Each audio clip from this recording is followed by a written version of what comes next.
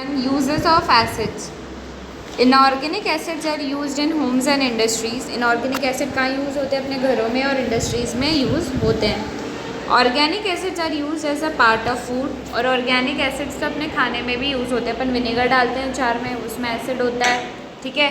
नींबू अपन खाते हैं, खट्टे फ्रूट्स खाते हैं, उनमें एसिड्स होता है. सारे ऑर्गेनिक एसिड्स होते हैं, तो वो अपने खाने का पार्ट होते हैं. Some common uses of acids are as follows. इसके अलावा तो वो कुछ यूजेस बता रहे हैं कि एसिड कहाँ कहाँ यूज़ आता है. तो सबसे पहले सल्फ्यूरिक एसिड. सल्फ्यूरिक एसिड को क्या बोलते हैं? It is also called oil of vitriol. ठीक है. विट्रॉयल का ऑयल भी उसे कहा जाता है.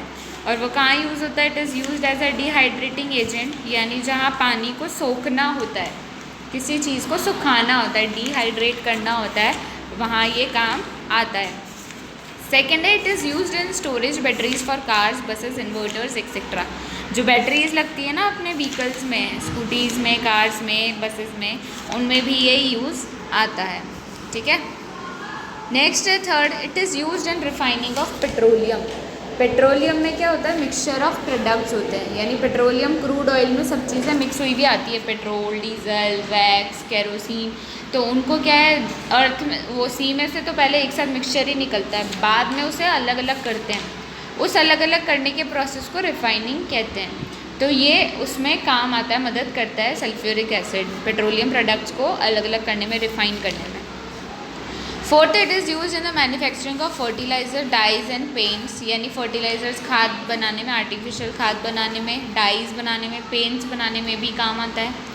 Fifth, it is use in paper and textile industries. Textile industry जहाँ फैब्रिक के अलग अलग टाइप ऑफ फैब्रिक्स बनाए जाते हैं, वहाँ भी काम आता है. और पेपर इंडस्ट्री में जहाँ पेपर बनता है, उन फैक्ट्रीज़ में भी ये काम आता है.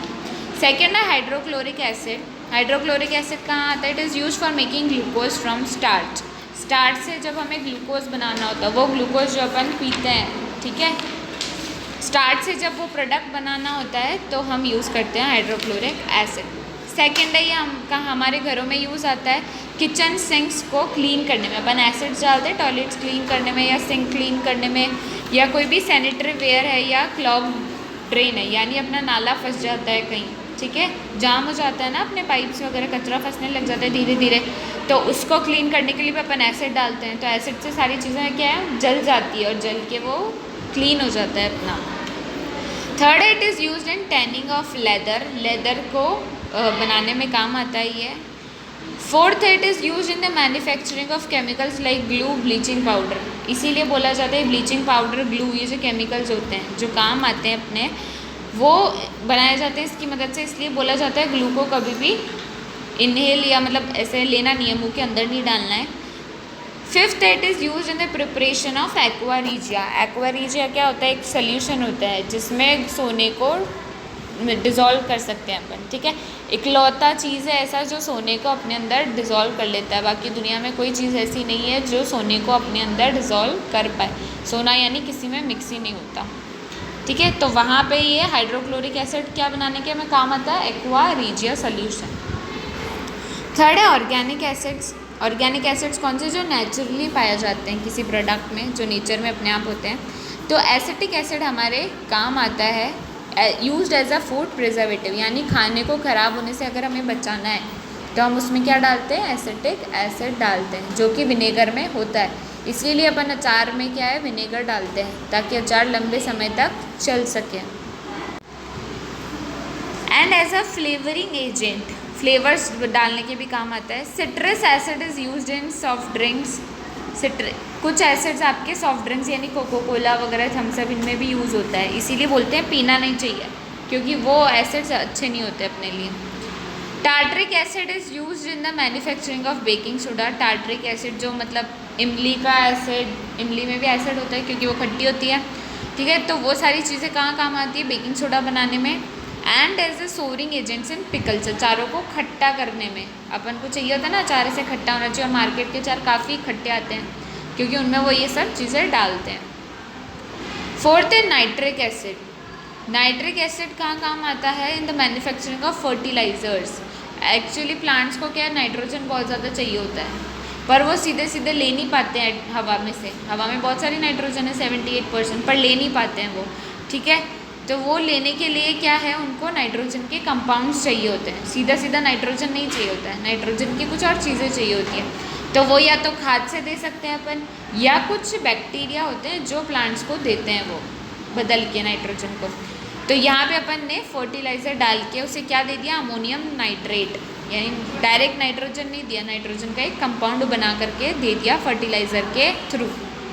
Second, it is use in the manufacturing of explosive plastics and dyes, यानी जो क्रैकर्स वगैरह होते हैं ना, फायर क्रैकर्स या एक्सप्लोजिव जो ब्लास्ट हो जाते हैं, उन चीज़ों को बनाने में भी काम आता है। तो एक्सप्लोजिव जो चीज़ें बर्स्ट होती हैं उनको बनाने में भी, प्लास्टिक्स बनाने में, डाइज बनाने में भी इसे काम में लेते हैं। Third, it is use in the purification of precious metal like gold and silver.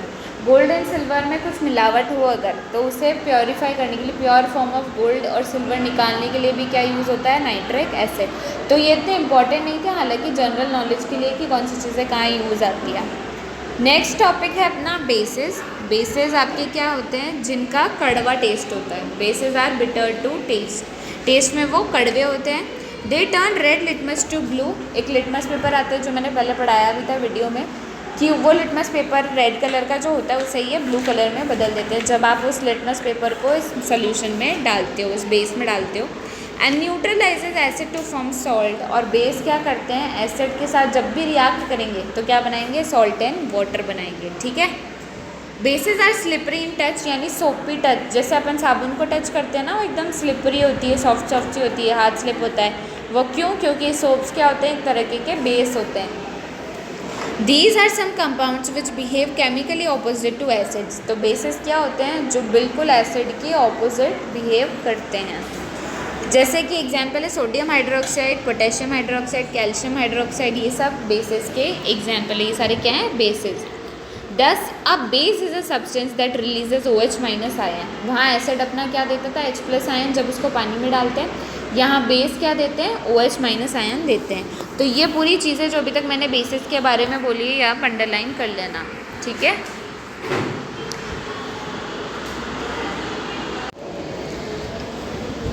OH minus ion are called hydroxide ion और hydroxyl ion. OH minus ion को क्या बोलते हैं, हाइड्रोक्साइड आयन बोलते हैं और हाइड्रोक्सिल आयन कहते हैं। फॉर एग्जाम्पल नीचे देखो दिखा रखा है कि NaOH जो बेसिस है वो जब पानी में डिज़ोल्व होते हैं तो वो किस में स्प्लिट हो जाते हैं, स्प्लिट यानी बट जाते हैं, अलग अलग हो जाते हैं। NaOH आपका अलग अलग हो जाता है Na प्लस और OH माइनस में, ठीक है।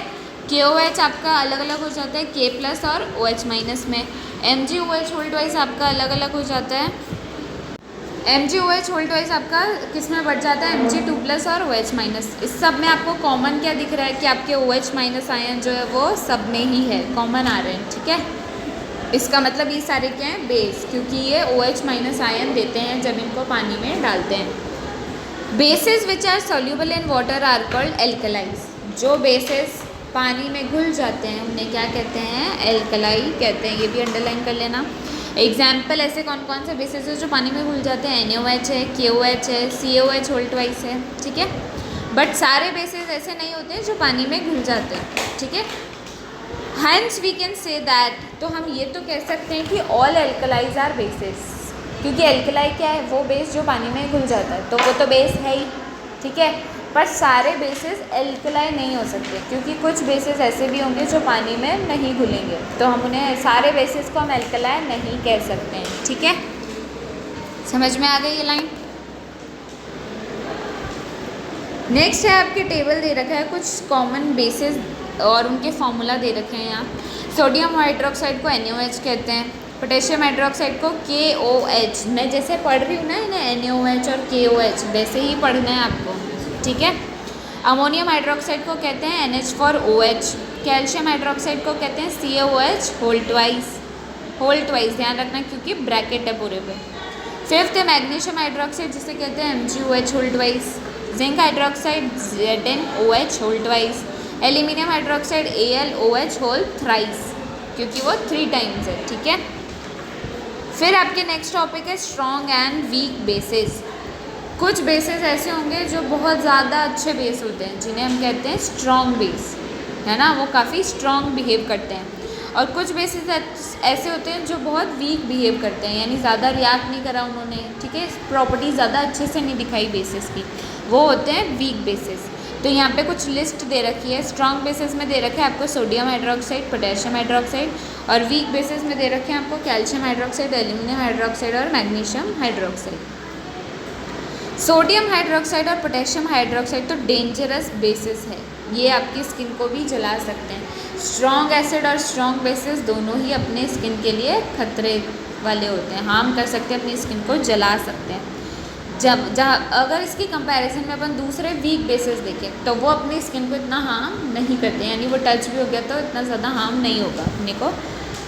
जैसे कि मैग्नीशियम हाइड्रोक्साइड है तो वो वीक बेस है, तो which is safe to drink, उसे पी सकते हैं अपन, ठीक है। स्ट्रॉन्ग बेसिस को तो ना टच करना है, ना स्मेल करना है, ना टेस्ट करना है, कुछ भी नहीं करना है, और इसको अपन पी सकते हैं और इसको पिया भी जाता है, एसिडिटी में पीते हैं ये। और it is used in milk of magnesia.